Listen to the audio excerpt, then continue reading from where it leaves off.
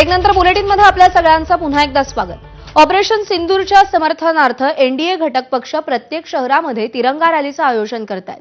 मात्र दुसरीकडे महायुतीचा घटक पक्ष असलेला राष्ट्रवादी काँग्रेस मात्र यापासून दूर राहत असल्याचं चित्र दिसतंय। तिरंगा रॅलीबाबत राष्ट्रवादीकडून अजून कोणतंही नियोजन झालेलं नाही। काल मुंबई ठाण्यामध्ये भाजप शिवसेनेनं तिरंगा रॅली काढल्या।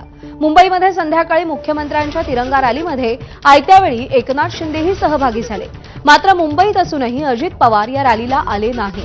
एबीपी माझाकडून अजित पवारांच्या कार्यालयाला विचारणा केली असता ही रॅली भाजप पक्षाकडून काढण्यात आली होती, महायुतीकडून नाही।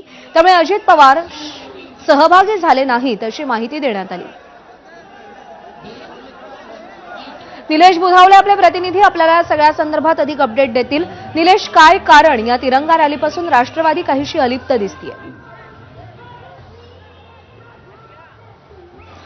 प्रज्ञा, महायुतीचे घटक पक्ष असणाऱ्या शिवसेनेनं आणि भाजपनं बुधवारी तिरंगा रॅली काढल्याचं पाहायला मिळालं। भाजपची मुंबईत तिरंगा रॅली होती, तर शिवसेनेची ठाण्यामध्ये तिरंगा रॅली असल्याचं पाहायला मिळालं होतं।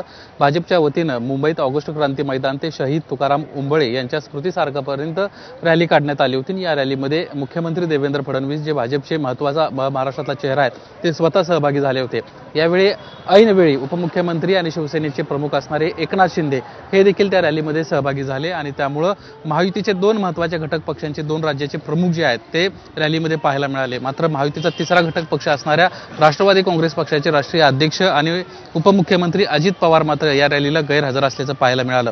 ज्यावेळी या संदर्भात अजित पवारांच्या कार्यालयाशी बातचीत केली त्यावेळेस त्यांना स्पष्टपणे सांगितलं की ही महायुतीची रॅली नव्हती, ही भाजपची रॅली होती। त्यामुळे अजित पवार त्यांचं शेड्यूल राखीव असून देखील या रॅलीला आले नाहीत।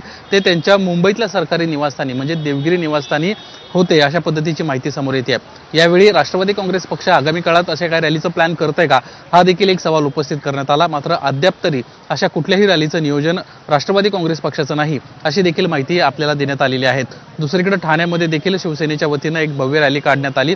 ठाण्यातल्या विश्रामगृहापासून ही रॅली सुरू झाली होती, ज्या रॅलीला खासदार नरेश मस्के, शिवसेनेचे प्रमुख एकनाथ शिंदे आणि मंत्री प्रताप सरनाईक हे तीन नेते या ठिकाणी उपस्थित असल्याचं आपल्याला पाहायला मिळालं। प्रज्ञा। निलेश, धन्यवाद दिलेल्या माहितीसाठी। कर्नल सोफिया कुरेशी यांच्या विरोधात अभद्र कमेंट करणारे मध्य प्रदेशचे मंत्री विजय शाह यांच्या विरोधात